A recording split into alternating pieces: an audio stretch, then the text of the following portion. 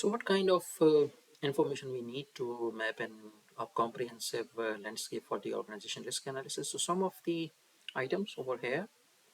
So we need email and communication logs. So for the mapping agent cross agent network, emails and communication logs, and task assignments and workflow systems, right? So it means that which task is performed by which agent, right? So this is the agent cross task network. So if we have a comprehensive list of all the tasks, or if we have the job descriptions, then combining all the job descriptions together will give us a list of all the tasks, and then who is assigned which task, right? So there can be roles, and then roles can be assigned to agents, or there can be tasks which can directly assign to agents. So we can have task cross agent network, task cross agent network. Then the organograms, which are the formal reporting lines. So this is agent cross agent network. Knowledge repositories. So which knowledge is residing where in the organization, for example, or what knowledge is required for which task. So this is a sort of a job specifications. And knowledge itself is a knowledge cross knowledge network, right? So which knowledge is related to which knowledge. Surveys, who talks to whom, who knows what. So who knows what is the knowledge cross agent, who talks to whom is the communication, right? Resource control and usage logs, again resource control, who controls which resource, so this is agent cross resource. And usage logs, who use this resource, this is again agent cross resource. And multi-model, as a result, there can be many others, right? So as a result, we have a multi-model and multiplex networks capturing the real structure of the work. So more data we have, more rich analysis we can make, but usually we have agent, tasks, resources, and knowledge as usually for a comprehensive risk analysis, at minimum the node classes, and then relationships among them. So as we discussed, we have agents, we have tasks, we have knowledge, we have resources, and we map them, their relationships, and their relationships among one another. So now one very important thing over here, which we shall see in ORA Lite, is that when the same class of node is communicated to same is connected to same class of node, agent cross agent, task cross task, knowledge cross knowledge, resource cross resource, that type of network, the ORA vocabulary is communication network, right? So when you will see, when we will have a comprehensive risk analysis reports, you will see communication network agent. It means this is an E cross E network. Communication network task. It means this is T cross T network. Communication network knowledge. So the word communication is used when same class of node, when same node is connected with same class of node. Now this may not necessarily be actually communication. It can be a trust network. It can be an advice network. But this is how the vocabulary of ORA Lite works. So moving forward, now before that we come up with the specific measures, and whether these measures, what values of these measures are desirable for an organization or not. So whether they are higher values, for example, centralization is a measure of risk or is a measure of security against risk. So there is no one answer, right? So it depends on the type of organization, right? So on the two extremes, there are different types of organizations, and there can be a pattern of organization which can fall in between. So one type of organization, we have discussed it earlier as well, is an efficient organization. It means the tasks performed within this organization are very much structured, very much well defined. There is no room for novelty, there is no room for innovation. So production lines, for example, a company making cars, for example, excluding the R&D department, a company, any manufacturing company, for example, right? So that's it. So in these kind of organization, the main attribute or feature that we seek in order to maximize the organizational outcome is actually the efficiency. It's not the innovation, right? Because things are already well defined, so we need to do it more efficiently. So these are supposed to be more centralized.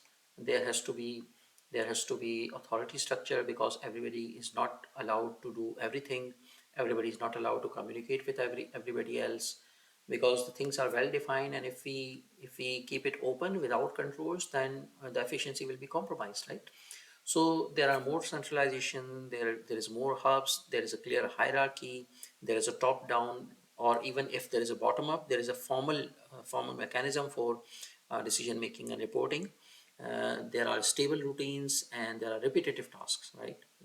And the task has been predefined, the production lines work on the same pattern again and again and again. And there can be, the primary risk is that there can be single point of failure, because when things are very much structured, then if that structure actually somehow disturbed, then when the production can, for example, stop. So we need to have backups, for example, right? So this is the primary risk, although there can be many other risks. On the very other extreme, right now when I am recording it, it's heavily raining outside and it's almost 2 or 2:30 p.m. at night. Anyway, so on the other extreme we have adoptive organizations, learning organizations, in which the organization outcome is dependent on the innovation. There are no well-defined repetitive tasks. These are usually startups or organizations which heavily depend on the research. A university, for example, or at least the research department of a university. So these networks are supposed to be more decentralized, evenly distributed ties, more opportunities to communicate, more opportunities, more facilities are more desirable to make networks. So collaborative, distributed problem solving is there.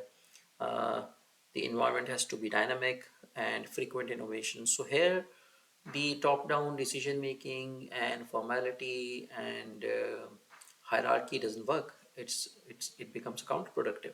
So when we will analyze an organization which is more of a adaptive organization, then of course the measures and the value which we put on these measures, whether this is desirable or undesirable, we just flipped or opposite to what we used to do for an efficient organization. So what was the main risk here?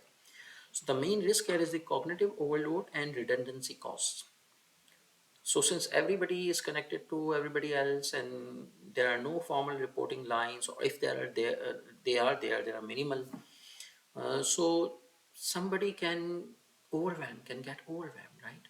And this can disturb the focus, and somebody can get overburdened, for example, because he is more knowledgeable, he or she is more knowledgeable, or he or she has more opportunities to interact. So it's very very difficult to actually establish the focus and uh, uh, actually this is the kind of risk which we usually face in this kind of organizations. So we have to cater for that. So moving forward, the bottleneck and the burnout. So these are the two risks we just mentioned. That in the efficient organization, the risk is the bottleneck, the single point of failure, and for the learning organization, adaptive organization, the risk is the burnout or the lack of focus. Too many things to do, too many people to talk with, too many knowledge areas to concentrate on. So how do we move forward? So we need some, at least some pathway, some roadmap to do what's next. So these are some of the terms, not all of the terms, but some of the terms which you will see when you will analyze organization risk in ORA Lite. So like cognitive demand and emergent leader, in the know, potentially influential person, potential person which agent with shared situation awareness, somebody who is acting as an authority, somebody who is constrained, somebody who is dominant, some knowledge which is most needed, some resource which is most available, and specialization and exclusivity. So these are some of the matrices which we will see with all these networks, and we will make sense of some of these terms during the lab part. So what's next? Let me conclude this video over here because it's heavily raining and I have to see if everything is okay here.